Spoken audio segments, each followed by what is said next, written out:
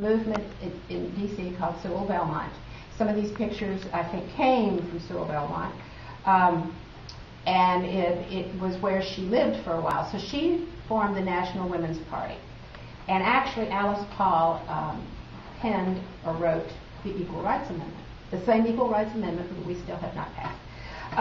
Anyway, in 1920, when women got the right to vote. So they had this huge demonstration, and as I said, it didn't get any attention. So we were in World War I then, and so they said, aha, we will start picketing the White House.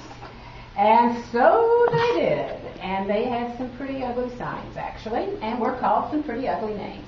And these were women from all over the country, high-born women. Then there were the worker women. They had, by this point, had a huge following of women from all walks of life, all colors, and in support of some men, but just not the men that counted at the time in Congress. So this one says, Kaiser Wilson, have you forgotten your sympathy with the poor Germans because they were not self-governed? 20 million? That's that many zeros. 20 million American women are not self-governed.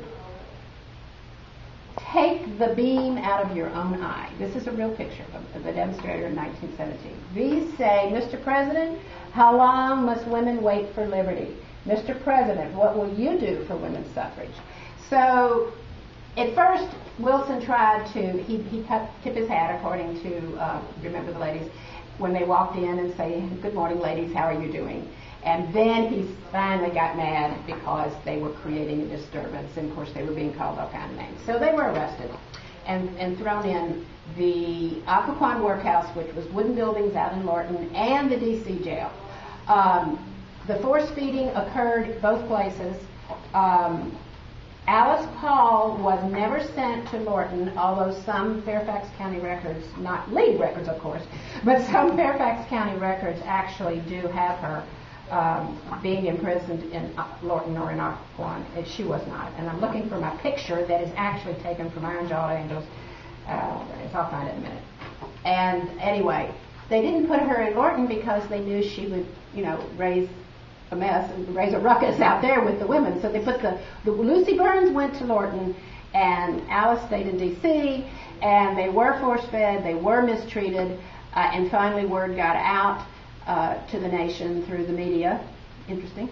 It parallels to today in many ways. And then Wilson and Congress were embarrassed, and they decided, we've got to do something. So that's when they passed the 19th Amendment, and it was ratified by Tennessee in 1920. That was the 36th or whatever number of state was needed at that time by one man who broke the tie, and he received a letter that morning. His name was Harry Burns. He was in the Tennessee legislature, and he received a letter from his mother that morning that said, I know you'll do the right thing. So he voted for ratification, and the poor man never had a political life after that. He disappeared from history.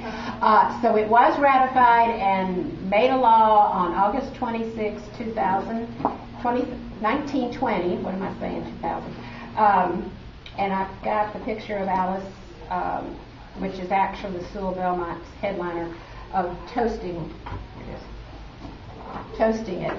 And that's when, as I said, NASA became the League of Women Voters. Alice went on working with the National Women's Party. And what my favorite story about the League of Women Voters is that they were formed to educate women now that they were newly enfranchised. And now we educate men, too. The kinds of things we do for Fairfax County is we put out this wonderful publication of all the elected officials, updated every year. After this election it will be updated, called Facts for Voters. We put out what's on the ballot, and we put out, I hope, was it in the Connection? I don't get the Connection newspaper. Was our voter's guide in the Connection newspaper? Okay. You can also access these things from our Fairfax League website. I printed out this from the website. But those of these things are posted on our website. And the National League has done a presidential voter's guide this year. First time ever. It's in the State League voter's guide. So there is a link from our website directly to the State League voter's guide, and you can read about what the State League, the National League did. for the presidential election. Our guide covers the Senate race and the congressional races and the wonderful bond issue. You all do know there's a bond issue for parks. So I think I've overtaken my time, and I'll be happy to entertain questions later.